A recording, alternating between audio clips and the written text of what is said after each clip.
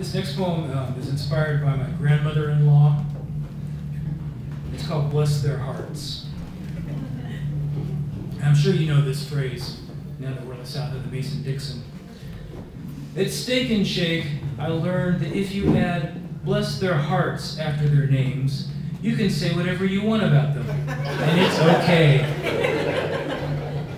My son, bless his heart, is an idiot, she said. He rents storage space for his kids' toys. They're only 1 and 3 years old. I said, my father, bless his heart, has turned into a sentimental old fool. He gets weepy when he hears my daughter's greeting on our voicemail. Before our steak burgers came, someone else blessed her office mate's heart. Then, as an afterthought, the jealous hearts of the entire anthropology department. We bestowed blessings on many a heart that day. I even blessed my ex-wife's heart.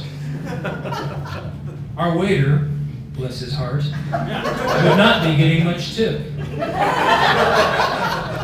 For which, no doubt, he'd bless our hearts. In a week, it would be Thanksgiving, and we would each sit with our respective families, counting our blessings and blessing the hearts of family members as only family does best. Oh, bless us all. Yes, bless us. Please bless us, and bless our crummy little hearts.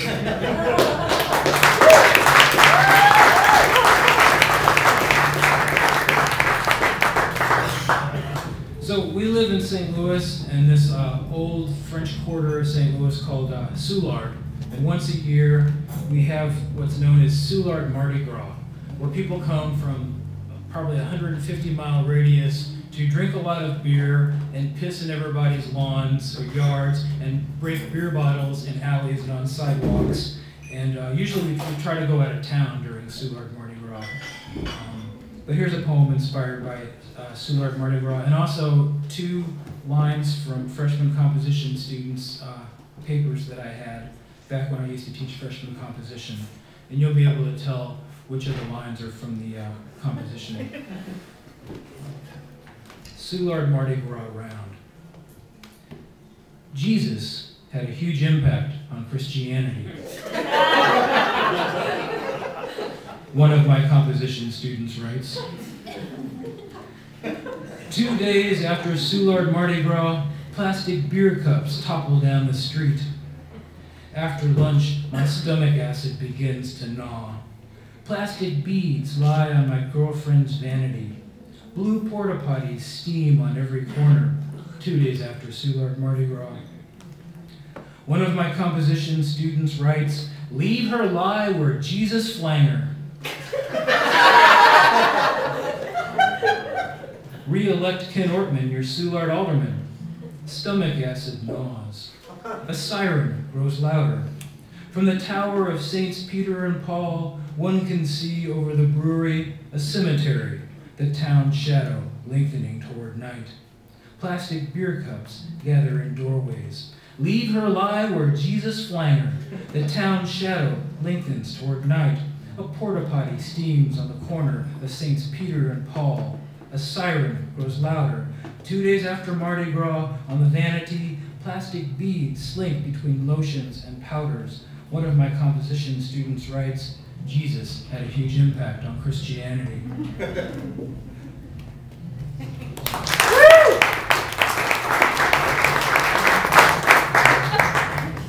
I'm going to read a poem from my first book called Borrowed Towns. Looks like this, for those of you following at home. Really, this should have been in the new book, but my old teacher, Molly Peacock, was going through the manuscript, and she decided that it was too dark and dreary and gray and bleak. So she sunnied it up a little bit, sticking some sweet poems in there. And I guess it helped the book, but I really wish it would have been in this new book, so I'm going to read it now. It has an epigraph from the Zen poem. I don't know if you've all heard this before. It goes, sitting quietly, doing nothing. Spring comes, and the grass grows by itself, which is from the Zen Kushu, hopefully designed to inspire Satori. Sitting quietly, doing nothing, spring comes and the grass grows by itself. This poem is called Mowing.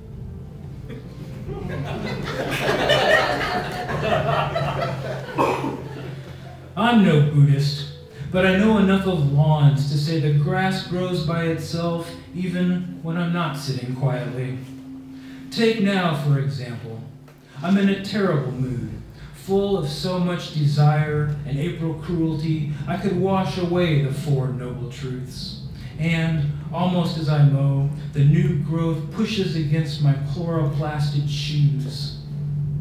Even as a child visiting Virginia, I gazed down picnic-perfect battlefields and guessed that before the last cannonballs burst and the last dying soldiers cried their mothers' names into the air, the grass was already swarming back up the bloody hills, as it now goes about its green business with entrepreneurial zeal, cracking sidewalks and disheveling my brick patio.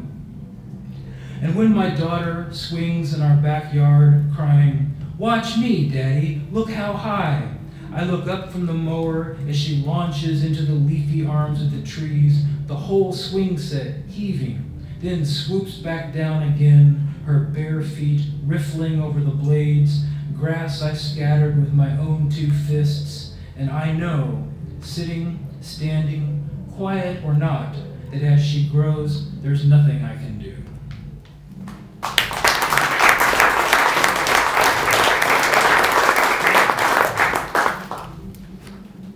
I have to admit, you guys are a better audience than the audiences we get in St. Louis at our Dutch series.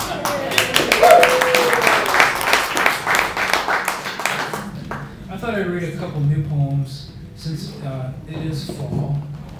This is another Soulard poem, and it's called Bricks. And one of our celebrated St. Louisans, or ex-St. Louisans, or former St. Louisans is Tennessee Williams. So this is called Bricks. Tennessee Williams called St. Louis bricks the color of, quote, dried blood and mustard. Never revisited this city once he'd left, but we can't resist fall evenings here, walking down damp brick walks by stacks of bricks arranged into these graceful 2- and 3-story Victorian homes. September rain and streetlight silvers the cypress needles, scatters new dimes among the nuisance alley mulberry trees. Ripe, wet clay and newly moldering leaves greet us at every block, and the air is thick with the sense that all of us, even transplanted and disappointed, must find something to love in where we live, if only for an evening. We cross the highway to the neighborhood we left last year, decide to take a look at our old house, spy on the new neighbors. The Japanese maple waits out back, its leaves a crowd of burgundy hands waving hello. We never liked the couple who bought our house and made the transaction petty, rancorous, but we had no idea they were so heartless until we saw the huge forsythia gone. That old bush, almost as old as the house, 100 years, grown the size of a school bus, blazed up each spring, and one brief moment no one happened to be watching, tongues of yellow fury shooting through the wrought iron fence. Days later it wilted, sodden with itself, a litter of petals curling in the sun, and looking at the barren earth and stump, once home to generations of alley cats, I stand in the vacant lot across the street and consider heaving one St. Louis brick through our old home's front window. Not even TV blue, but shuttered now, light tight, not from a sentimental loss of the past or trespasses on where once our joys, but for all the wasted beauty of the world.